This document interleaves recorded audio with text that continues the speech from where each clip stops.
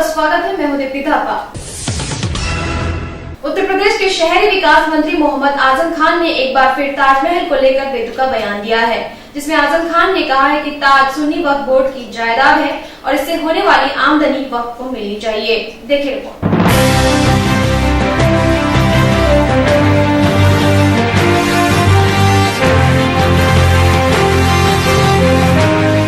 उत्तर प्रदेश के शहरी विकास मंत्री मोहम्मद आजम खान ने एक बार फिर ताज को लेकर विवादित बयान पेश किया है। इस बार उनकी मांग है कि ताज को सुन्नी वक्फ बोर्ड को दिया जाना चाहिए और वहां नमाज पढ़ने की इजाजत दी जानी चाहिए। सस्ती अगर इमारत है तो वक्फ बोर्ड में होगा और महंगी इमारत है, आमदनी की इमारत है तो भारत सरकार उसका पैसा लेगी। तो ये इस नुक्ता निगाह से हम चाहते हैं कि इसे सुन्नी सेंट्रल वक्फ बोर्ड को दे दिया जाए। ताजमहल कम से कम 2 यूनिवर्सिटियां बना सकता है और चला सकता है। आजम खान इससे पहले ताज को तोड़ने की बात कह चुके हैं और उसे महज एक कब्रिस्तान करार दे चुके हैं। आजम खान ने कहा है कि ताजमहल में मस्जिद है और वहाँ मुसलमानों की कब्रें हैं, इसलिए वो सुन्नी वक्फ बोर्ड की जायदाद है, उस पर पुरातत्व विभाग का हक नहीं बनता है। उन्होंने ये तक कहा कि इससे होने वाली सारी आमदनी वक्फ बोर्ड को मिलनी चाहिए और मुसलमानों के विकास पर खर्च की जानी चाहिए। ताजमहल में पर्यटन से हर वर्ष लगभग 72 करोड़ रुपए की आमदनी होती है। यहाँ हर महीने 10 लाख सैलानी आते हैं। आजम खान ने 2013 में कहा था कि अगर ताजमहल को गिराने की बात होगी तो वो सबसे आगे चलेंगे। लोग मस्जिद के बजाय ताजमहल गिराने चले तो मैं उनसे आगे चलूंगा। उस वक्त उन्होंने ये तक कहा कि हुकूमतें आवाम के खजाने से अपनी महबूबा की कब्र बनाने का हक नहीं है। 2005 में आजम खान ने ताजमहल को 2 कब्रों वाला कब्रिस्तान भी कहा। अब बड़ा सवाल ये उठता है कि आखिर अब तक जो आजम खान ताजमहल को तोड़ने की बात करते थे, वही आजम खान इस ताज की संपत्ति पे अपना हक मांग रहे हैं। क्या ताज पूरे देश की धरोहर नहीं है? ब्यूरो रिपोर्ट, आमने सामने न्यूज। 2015 गणतंत्र दिवस के मौके पर अमेरिकी राष्ट्रपति बराक ओबामा को चीफ गेस्ट के रूप में न्योता भेजा गया। खबर है कि ये न्योता ओबामा ने कबूल कर लिया है और ये पहला मौका होगा जब कोई अमेरिकी गणतंत्र दिवस पर चीफ गेस्ट बनेगा।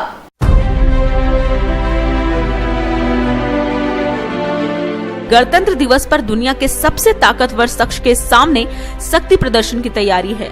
मोदी सरकार ने अमेरिकी राष्ट्रपति बराक ओबामा को 26 जनवरी को मुख्य अतिथि बनने के लिए न्योता भेजा है। ओबामा ने भी मोदी का ये न्योता कबूल कर लिया है। ओबामा जनवरी 2015 में भारत की यात्रा पर आएंगे। ये पहला मौका होगा जब कोई अमेरिकी राष्ट्रपति गणतंत्र दिवस के मौके पर चीफ गेस्ट बनेगा। इस दौरान ओबामा और मोदी दोनों देशों के बीच रिश्ते मजबूत करने को लेकर बात कर सकते हैं। राष्ट्रपति ओबामा की नेशनल सिक्योरिटी काउंसिल के आधिकारिक ट्विटर अकाउंट से ये घोषणा की गई है कि अमेरिकी राष्ट्रपति ने ये न्योता स्वीकार कर लिया है। ब्यूरो रिपोर्ट, आमने सामने न्यूज। जल्द ही देश के अमीरों के लिए सरकार सब्सिडी बंद करवा सकती है। जी हां, वित्त मंत्री अरुण जेटली ने दिल्ली के कार्यक्रम में खुद का उदाहरण देते हुए कहा कि आर्थिक रूप से सक्षम लोगों के लिए एलपीजी सरकारी सहायता बंद कराने के विषय में महत्वपूर्ण फैसला लिया जाएगा। देखिए रिपोर्ट। सरकार देश के अमीरों को एलपीजी पर दी जा रही सरकारी सहायता यानी सब्सिडी बंद कर सकती है। वित्त मंत्री अरुण जेटली ने दिल्ली में एक कार्यक्रम में कहा कि देश को अगला महत्वपूर्ण निर्णय लेना है। अपना उदाहरण देते हुए जेटली ने कहा, क्या उनके जैसे लोगों को एलपीजी सब्सिडी मिलनी चाहिए? उन्होंने कहा कि हम जितनी जल्दी इस बारे में फैसला करेंगे उतना ही हमारी इकोनॉमी के लिए बेहतर होगा। फिलहाल सभी को सालाना 12 सब्सिडी सिलेंडर यानी 414 रुपए प्रति सिलेंडर की दर से मिलते हैं। इससे ज्यादा सिलेंडर की जरूरत पड़ने पर प्रति सिलेंडर पर 880 रुपए देने पड़ते हैं। लेकिन अब सरकार की नजर उन लोगों पर है जो आर्थिक रूप से सक्षम है और बिना सब्सिडी सिलेंडर खरीद सकते हैं। अब आर्थिक आधार पर सब्सिडी का निर्धारण किया जाएगा। जेटली ने कार्यक्रम में कहा कि देश अब पॉलिसी पैरालिसिस से उबर चुका है। अब केंद्र में फैसला लेने वाली सरकार है, वो कोशिश कर रहे हैं और जनता की भी जिम्मेदारी है और उन्हें भी अपना योगदान देना चाहिए। गौरतलब है कि नरेंद्र मोदी सरकार ने उन लोगों से जो आर्थिक रूप से समर्थ है कुकिंग गैस सिलेंडर पर दी जाने वाली सब्सिडी को स्वैच्छिक रूप से छोड़ने की गुजारिश की थी। लोगों की दरियादिली पर भरोसा करके सरकार ने देख लिया, अब आप जी कड़ा कर लीजिए, क्योंकि अगर आपका बटुआ भारी है तो सरकार आपको सब्सिडी देने में अपनी जेब ढीली नहीं करेगी। ब्यूरो रिपोर्ट, आमने सामने न्यूज। वक्त तो चला है छोटे से ब्रेक का। ब्रेक के बाद देखेंगे कुछ अन्य खबरें। Politics, crime, sports. अगर इन खबरों पे है आपकी बारीक नजर, आपकी आवाज भी कर सकती है असर। बढ़ाएं अपनी आवाज का दायरा, बने आमने सामने न्यूज का हिस्सा। ब्रेक के बाद एक बार फिर आपका स्वागत है। यूपी के सपा प्रमुख मुलायम सिंह यादव के 76वें जन्मदिन के मौके पर लखनऊ स्थित प्रेस क्लब में कायस्थ समाज कल्याण महासभा द्वारा कार्यक्रम का आयोजन किया गया, जहां समाज के अध्यक्ष न्यूटन किशोर ने कहा कि कायस्थ समाज के लोग शिक्षा में काफी आगे तक पहुंच चुके हैं। देखिए रिपोर्ट। लखनऊ स्थित प्रेस क्लब में कायस्थ समाज कल्याण महासभा द्वारा सपा सुप्रीमो मुलायम सिंह यादव के 76वें जन्मदिन की पूर्व संध्या पर एक कार्यक्रम का आयोजन किया गया, जहां हमसे बात करने पर कायस्थ समाज कल्याण महासभा के राष्ट्रीय अध्यक्ष न्यूटन किशोर सक्सेना ने हमें बताया कि नहीं, देश में भी माननीय नेताजी को मजबूत किया जाएगा, देश में भी, क्योंकि देश में भी काफी सांप्रदायिक ताकतें एकजुट हो रही हैं और उनको रोकने के लिए माननीय नेताजी की अगुवाई में जो है सबको एक छत के नीचे आना पड़ेगा। और समाज बुद्धिजीवी समाज से, कायस्थ समाज बुद्धिजीवी समाज से, और यही अपनी एकजुटता का प्रदर्शन करके जो है माननीय नेताजी के नेतृत्व में आस्था प्रकट करते हुए सपा के पक्ष में मतदान करेगा। वहीं सपा मुख्यालय पर मुलायम सिंह यादव का जन्मदिन हर्षोल्लास के साथ मनाया गया, जहां सपा प्रवक्ता राजेंद्र चौधरी, विधान परिषद माता प्रसाद, राज्य मंत्री भगवती सिंह और राज्यपाल कश्यप ने केक काटकर उनके दीर्घायु की कामना की। ब्यूरो रिपोर्ट, आमने सामने न्यूज।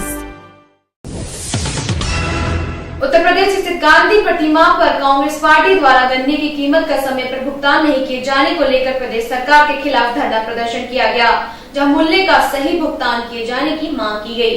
देखिए रिपोर्ट।